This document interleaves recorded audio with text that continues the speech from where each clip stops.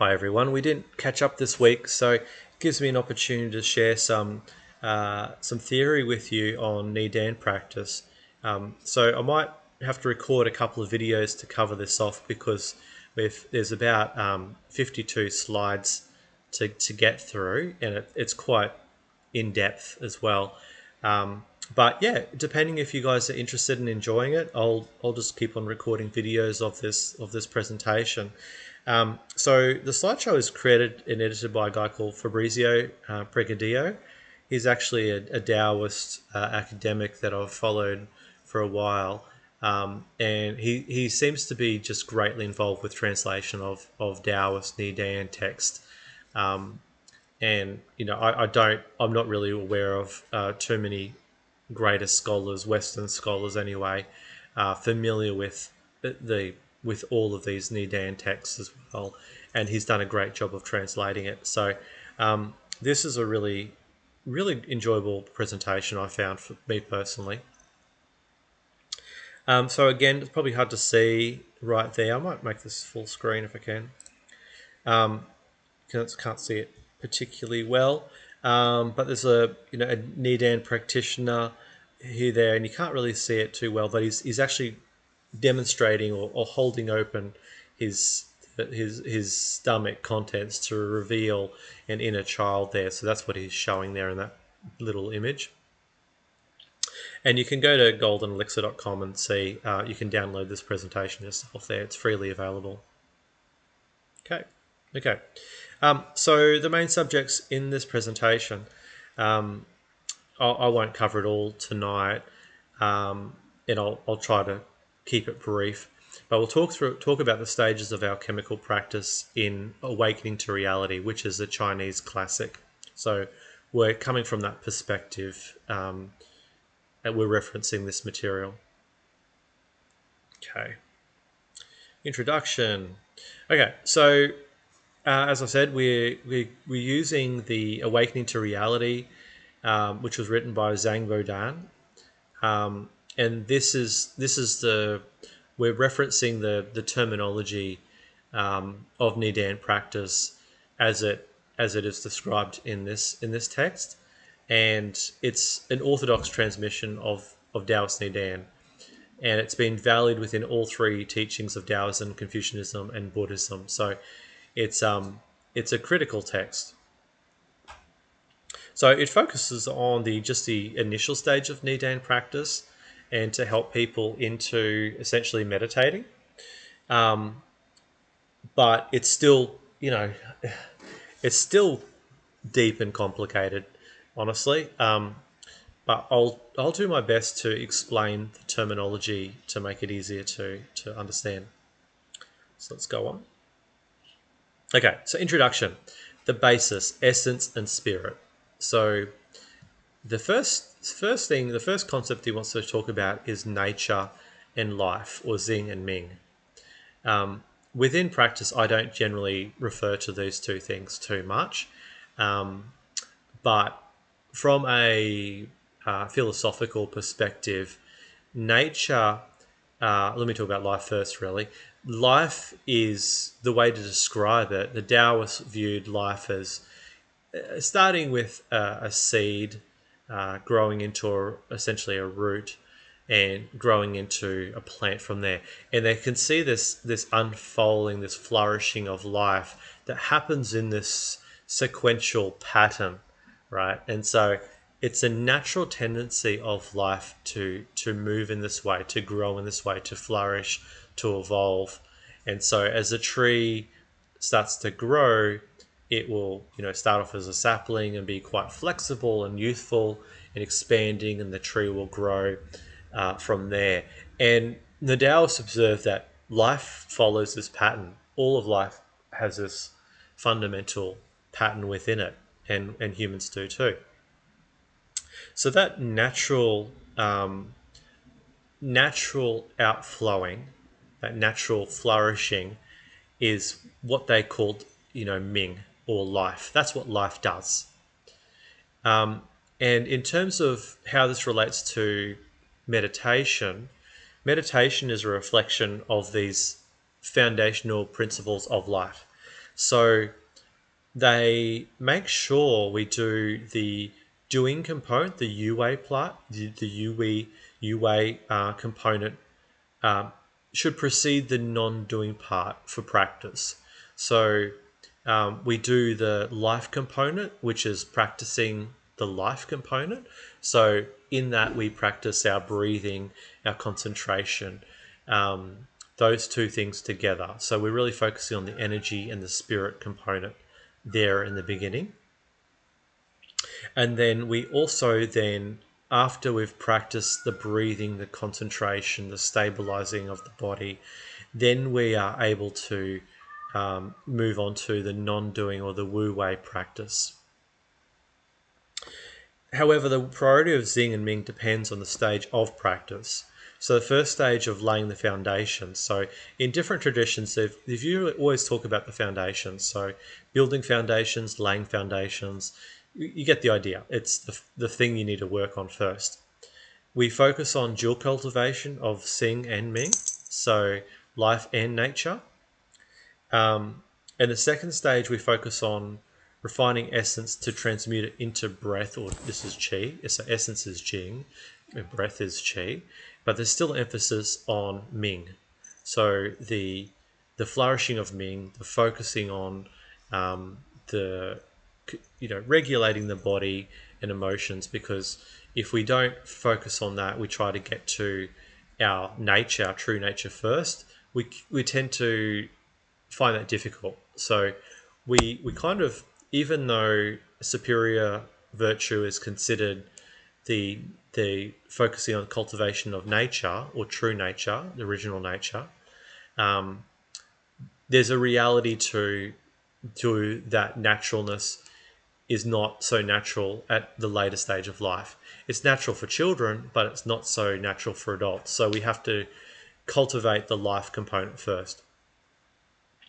And then here, this part here, second stage, refining essence or jing to transmute into breath, still emphasis on Ming. Third stage, refining breath to transmute it into spirit. So we're refining qi to transmute it, refining it into shen. And there's an emphasis on nature or Xing. And then the fourth stage is refining the spirit to return to emptiness. So at this stage, one is working only on the Xing component, on the nature. And so by in the meditation practices that I teach, I always focus on the dual cultivation, and it's about 50-50. But over time with practice, and if you're practicing, you're practicing your meditation a couple of times a week, you might start to notice that you don't need to focus so much on the early stages of even in your own practice, and you can start to work on the nature and returning to that original nature and energy. Okay, let's move on. Okay, the basis of essence and spirit, imagery and language. So awakening to reality cannot be studied on the basis of superficial meanings of its words. So it's basically saying that if you read the book, if you just read the words, you won't really understand it. And if you were to read it based on what it says, you'd be entirely missing the deeper nature of the wisdom it contains. The large variety of terms used in the alchemical text serves to intentionally conceal the true teachings. Now, historically, there were probably a lot of good reasons to conceal it. In times like right now, we're in a fairly open period of history in the West. It's very open and liberal, but human history, has shown that we go through periods of all kinds of political turmoil, and the kind of relaxed exploration of our individuality that we're doing right now wasn't always the case. And particularly in China, they've had periods of time where political unrest and any focus on individual expansion of consciousness and evolution was heavily frowned upon, because the state at those periods of time wanted ultimate control. And it's still in that stage right now in China. It's becoming much more tolerant of Nidan, and those kinds of things at the moment, but it's still heavily frowned upon. You can't outright talk about these things. So a lot of, even over there for practitioners, it's very shrouded in language that the authorities don't consider. Um, they don't understand it, again, because it's covered in superficial meanings that that level of consciousness cannot penetrate. So it's kind of safe, and so that's, I mean, that's a very short description of why it's intentionally concealed. The most important points of Nidan are not committed to writing. They're handed down in person from master to disciple. So that's intentionally so as well. So you can read as much as you want, but you really still need someone to help you experience the genuineness of the teachings. Despite their obscure language, the Nidan texts simply take essence, breath, and spirit as the foundation. Essence, breath, and spirit are transmuted by means of practice. They coagulate in the cinnabar field and form the elixir.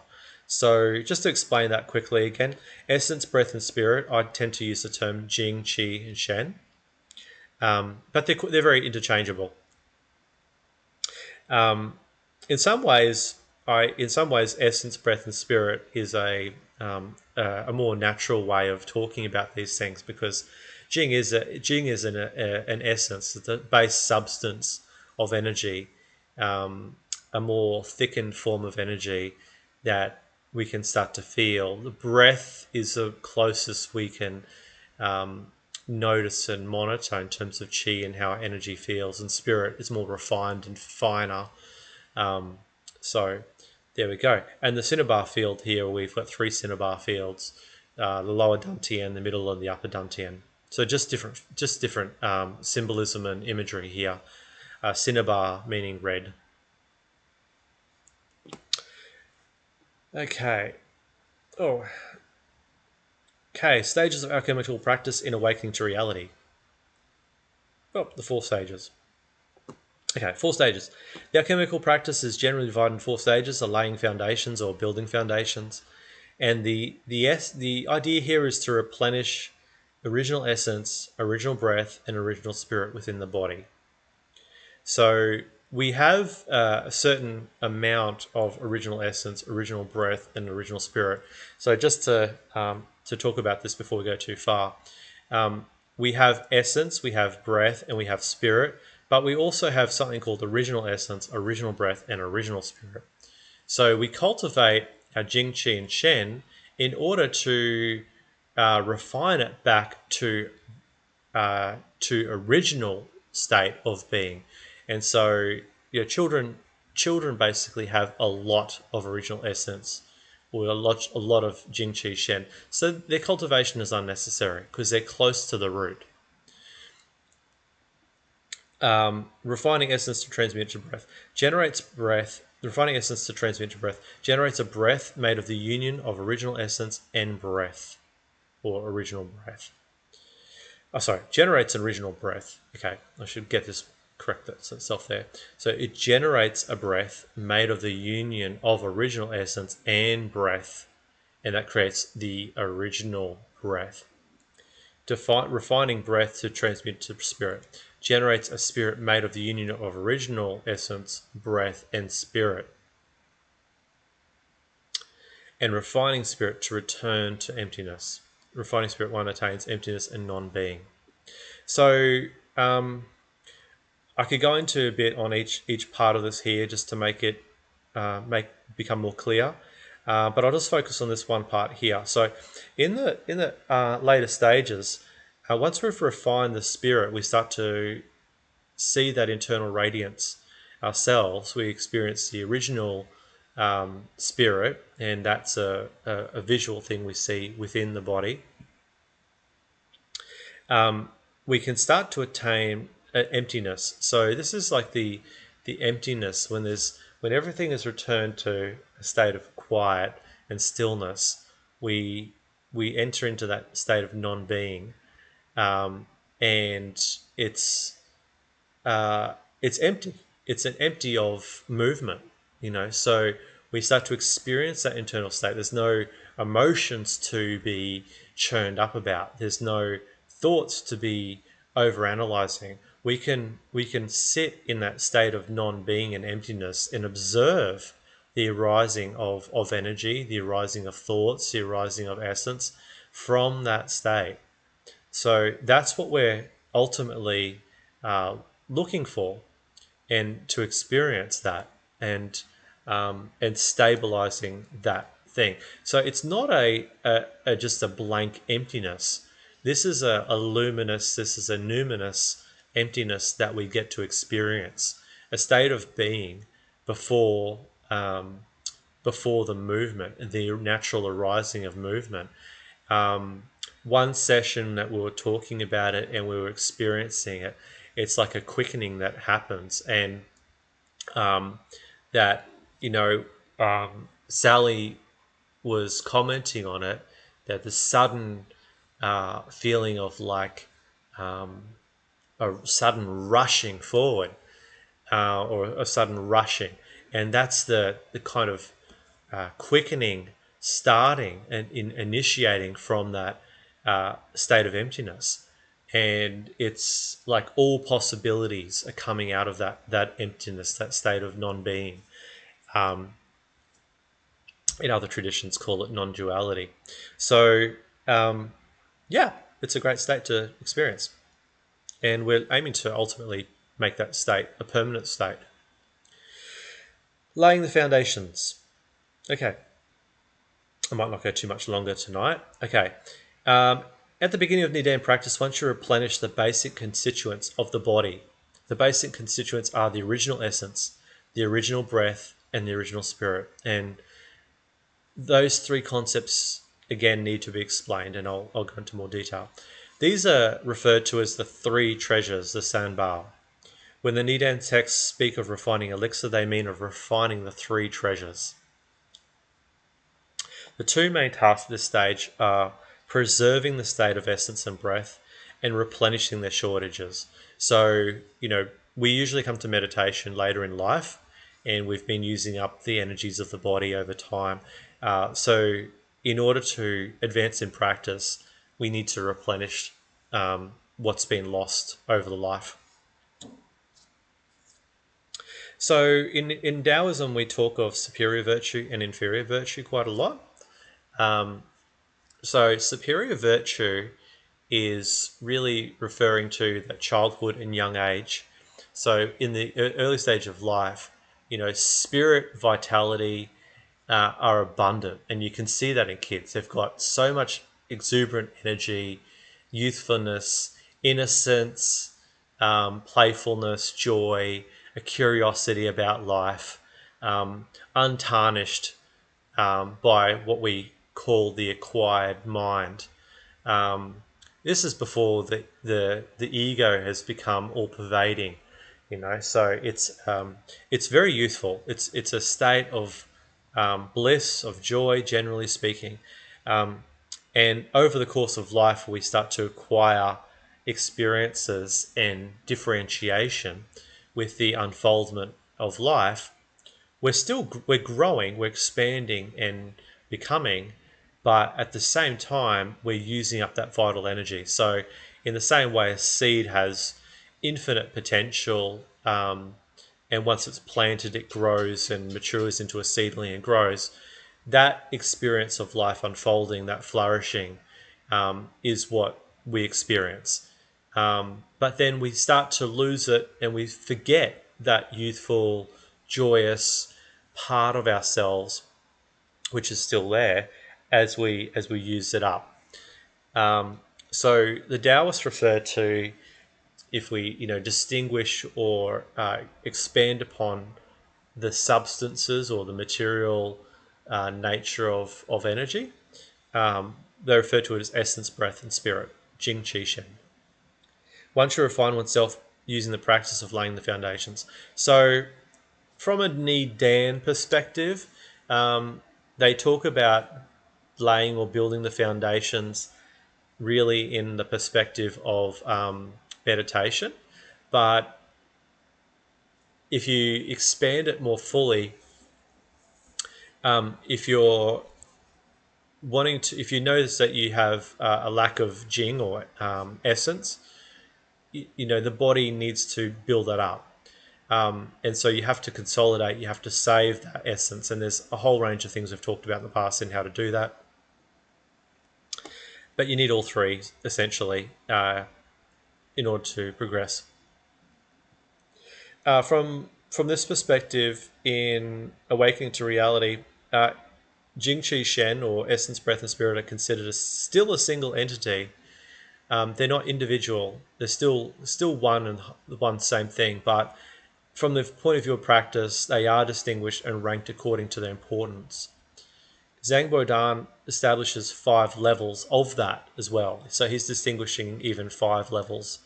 So we've got heart, spirit, breath, essence, and intention. These 5 levels actually consist of the 3 families: essence, breath, and spirit. So it can be a bit confusing, but we can just really concentrate generally on Jing Qi Shen.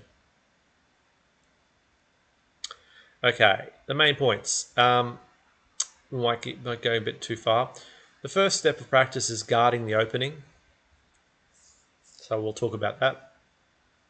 Different views on the one opening or of the mysterious barrier. It is the ancestral opening between the eyebrows. It is the cavity of the yellow court above the navel. It is the lower cinnabar field behind the navel. It has no definite location.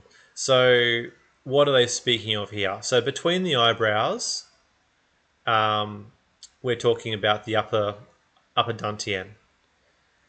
The cavity of the yellow court above the navel is we're referring to the middle dantian, and the cinnabar field is the lower dantian. So I just say upper, middle, lower dantian to make things easy. But the locations have no definite location. So what they're saying here is this is the rough location, but everyone has to individually find it for themselves. So everyone has a slightly different physiology.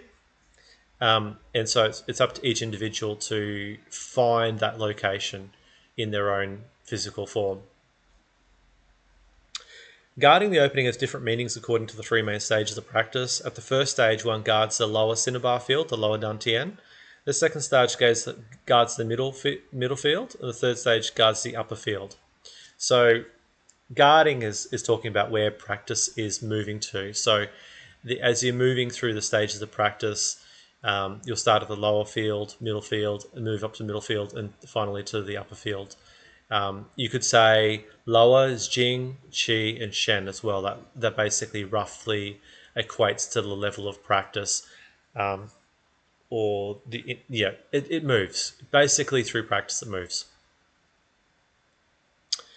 Okay, so the second step, the vessels. The second step is the practice of clearing the barriers. The human body contains 12 ordinary channels or vessels and 8 extraordinary channels or vessels. Among the 8 channels, the function and control vessels, which is the Ren and Du meridians, the most important.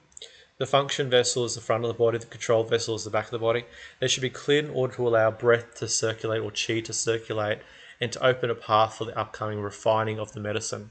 So we've been starting to get into this stage of practice ourselves, but it's kind of unnecessary to talk about this level of practice until we've actually been starting to build up energy within the lower field. It's not always mandatory, but it's a good place to start. When the function and control vessels have been cleared, the 6 other vessels are also progressively cleared. So in my understanding as well is that once there's enough energy in the body and energy starts to coagulate, these function and control vessels start to naturally start to move and operate on their own as well as the rest of the vessels and meridians in the body. What has this to do with anything? When these channels start to open, the level of conscious awareness starts to expand naturally. So that's probably all we can need to say about it from now. So this is what's been described in the literature. the control vessels on the left, the function vessels on the right, the Du and Ren meridians. And so if we just use this diagram here, we've got 3 barriers for the microcosmic orbit. So as energy starts to pool and consolidate in the lower field, behind and down from the navel, we can start to circulate the energy through a path in the body known as the microcosmic orbit. And it's got other names as well, but we could just call it the microcosmic orbit. And it moves generally this way up the body. The energy starts to circulate around this body, and this is when refining of medicine, refining of the elixir is starting to occur naturally. So there tends to be 3 barriers. One's at the sacrum around here, and there's one basically behind the shoulder blades around here. There's a bit of a spot here that energy has trouble passing through that barrier, and then one behind the neck here as well. So once it starts to move up, we can move it through practice, guiding it up ourselves, pushing through each barrier. We tend to put our attention ahead of it. So if the barrier is around here, about here on the sacrum, we tend to put our focus here to draw the energy up, and then we move up to the back and across here to the head.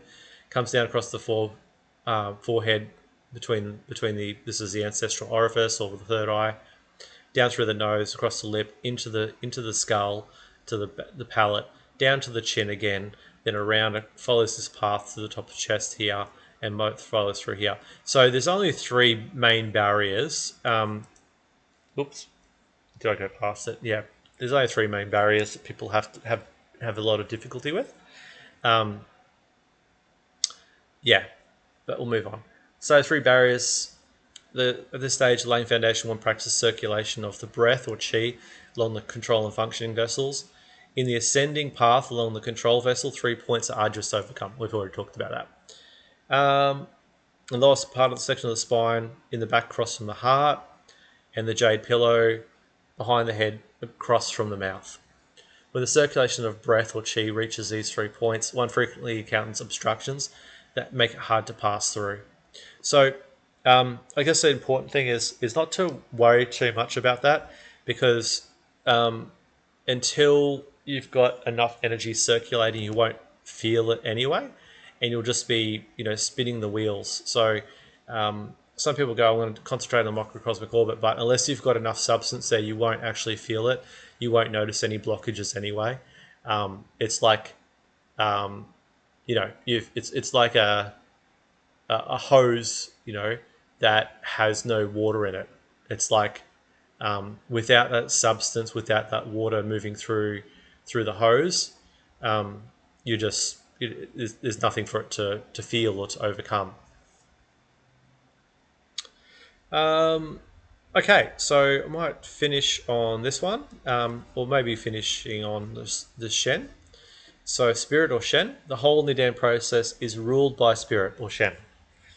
Spirit is stored within the heart. Its movement in non-doing is called original spirit or Wan Shen. Its movement in doing is called cognitive spirit or Sho Shen. So when the Shen is in a state of doing or movement, that's what everyone's familiar with. That's what everyone is all familiar with, whether or not they're conscious of it or not. The spirit, the ego, is always in movement. It's always moving. So we actually, most of us don't even know any other way. Even when we're sleeping, it's generally moving. But there is a component of that Shen, which is our original spirit, which is not, and it is non-doing. But we don't notice it. We don't generally notice that part that is not moving. But there is a component that is not doing, that is beyond that space and time, and that's the original spirit, the primordial spirit, the Wan Shen.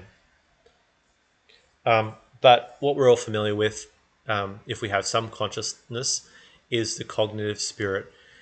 In Western psychology, we tend to refer to this as the ego. It's primarily, if you like, the guiding, the highest level of consciousness that's occurring in the body, that is kind of like the governor that's determining what to pay attention to. So there's all kinds of messaging and signaling that's happening with the body, all the time. Um, but it's the ego which is basically processing that and deciding what's important to focus on, and what to respond to. So one should perform practices to eliminate the impure thoughts through practice as well and outside of practice. So collecting the mind, guarding unity, ceasing thoughts, and entering into a state of quiescence. Okay, so we might finish it there tonight, and then I can pick up tomorrow maybe, and cover the rest. So yeah, any feedback you'd like to offer is really appreciated. If you're enjoying it, let me know. Thank you.